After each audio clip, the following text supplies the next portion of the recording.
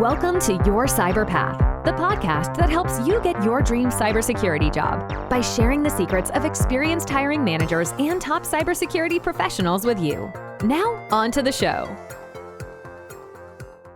Now, I want to tell you a story about one of my interns. So this kid came in, and I'm going to say kid because he was like this, 18-year-old, 17-year-old, 19-year-old kid. And it was funny because he was like super enthusiastic, but he just lacked some common sense. So for example, one time I got somebody came in and found me, and they said, "Hey, Joe, whatever the intern's name is, Joe, I just saw him in the cafeteria and he was bumming lunch money off the CEO."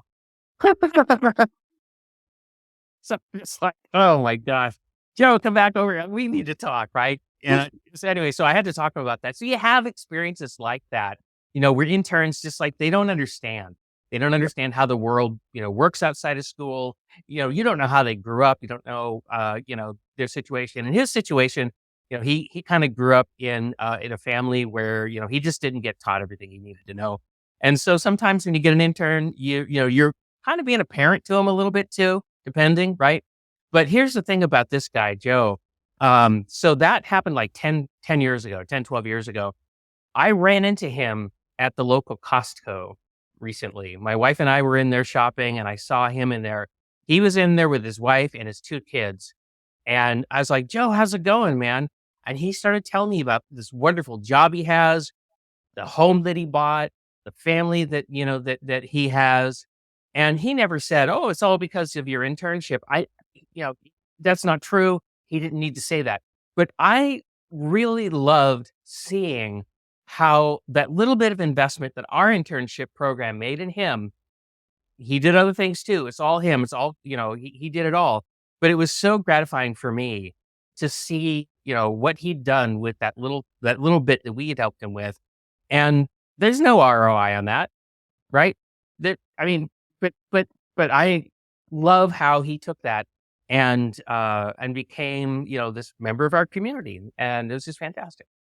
Yeah. So, I got a couple of things out of your story there, Kip, and I didn't hear your whole story when we did our pre-show prep. So I'm just coming from the fly here of some of the things I think about when I hear that. And one of the ones I hear about is the fact that you were partnering with a community college, and that doesn't surprise me. Because when I used to be a professor at a community college, we work very closely with our local businesses to develop our programs and make sure that the skills we're giving people are skills that the business actually needed. And so in our case, we actually built out a program that had 4 certifications: A+, Net+, Security Plus, and CCNA. And between those 4 certifications, the students would come to us for a year-long program at the community college. It wasn't even a full degree program. It wasn't an associate's, wasn't a bachelor's, nothing like that. Just 4 certifications and 4 other courses that were focused on soft skills and things like that. And when we built out the program, we met with 4 to 5 of the largest employers in that area and said, "Look, we're trying to build you more cybersecurity candidates. We know you're not going to do it yourself. So if you have the perfect candidate, what skills do you want?" They said, "Oh, I need somebody who can do this, this, this, this, and this." And we made sure those were in our curriculum. And we got all those from those local employers. And then we made a deal with them and said, "Hey, as we go through and put these students through and they graduate, will you bring them on?" And so all the employers had agreed. Anybody who graduates from this program will get an interview. And then based on that, they'll decide who they would take. And so we had usually about 20 students per cohort going through, and every 6 weeks we started a new cohort. And out of those, 20 students, usually about 15 would make it to graduation after the year, because life happens. Some fell out, some had life issues, some had wives and kids and other things and medical issues and whatever else it was.